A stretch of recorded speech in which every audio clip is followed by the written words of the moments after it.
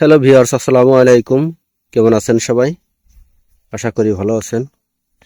Viewers, আজ আপনাদেরকে নিয়ে এলাম আমার ছাদ বাগানে। প্রচণ্ড বৃষ্টি শুরু হয়েছে, প্রায় দুদিন যাবৎ টানা বৃষ্টি দেখতে পাচ্ছেন। তো এই সামান্য বৃষ্টির ফাঁকে চলে এলাম ছাদে এই গাছগুলোর কি অবস্থা দেখার জন্য। তো আজকের যে বিষয়টি নিয়ে আলোচনা করব সেটা হচ্ছে গাছের ড্রেনেজ সিস্টেম। কারণ এই বৃষ্টিতে যদি আপনার গাছের ড্রেনেজ সিস্টেমটা ভালো না থাকে তাহলে অবশ্যই আপনার গাছ রোগ আক্রান্ত হবে অথবা মারা যাবে। এটি দেখতে পাচ্ছেন, এটি হচ্ছে আমার ভিয়েতনামি 12 মাসি মালটা। তো সবাই জানেন ভিয়েতনামি মালটা বাংলাদেশে খুবই ভালো ফলন দিয়ে থাকে। বাংলাদেশের আবহাওয়াতে এটি একটি উচ্চ ফলনশীল জাত। তো এটি গ্রাফটিং এর চারা, এই যে এখান থেকে গ্রাফটিং করা, খুব সুন্দরভাবে জোড়া লেগে গেছে মাশাআল্লাহ। গাছটিকে আমি কয়েকদিন হলো এখানে রোপণ করে দিয়েছি। এটা 20 লিটার বালতিতে রোপণ করা। এই দেখতে পাচ্ছেন, নিচে আমি দুটা ইট দিয়ে রেখেছি যেন ছাদে যদি পানি জমেও হালকা তাহলেও এই বালতি পর্যন্ত না আসে।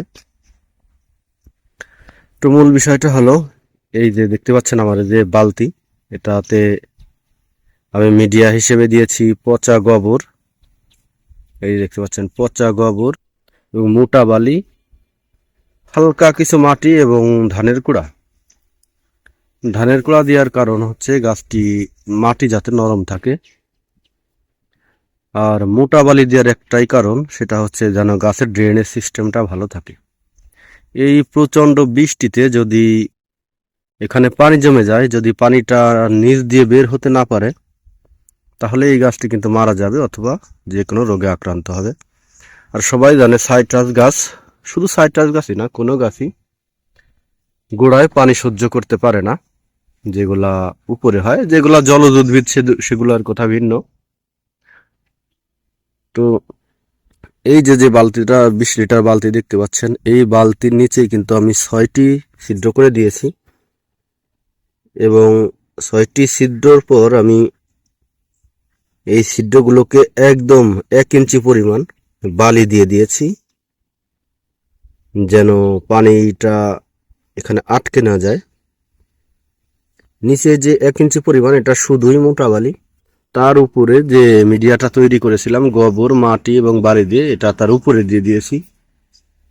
তো অবশ্যই আপনারা ওইভাবে আপনাদের বালতিতে অথবা টবে এভাবে ড্রেনেজ সিস্টেম রাখবেন, তা না হলে আপনাদের গাছটি মারা যাবে এবং গাছটির বড় ধরনের ক্ষতি হবে। আর একটি শখের গাছ যদি কখনো ক্ষতিগ্রস্ত হয়, যে বাগানি সেই জানে যে এর কষ্টটা কেমন। তো যাই হোক, দোয়া করবেন সবাই। গাছটি গ্রোথ শুরু হয়ে গেছে, হয়তো আগামী বছর ফল পেলেও পেতে পারি। তবে আমার মূল উদ্দেশ্য হচ্ছে গাছটিকে ঝোপালো করা। এই জন্য আমি চেষ্টা করব পুনিং করে দিয়ে গাছটিকে ঝোপালো করার জন্য। তো ভিউয়ার্স, আজ এ পর্যন্তই। পরবর্তী আপডেট পেতে অবশ্যই চ্যানেলটি সাবস্ক্রাইব করবেন। ধন্যবাদ সবাইকে, ভালো থাকবেন সবাই।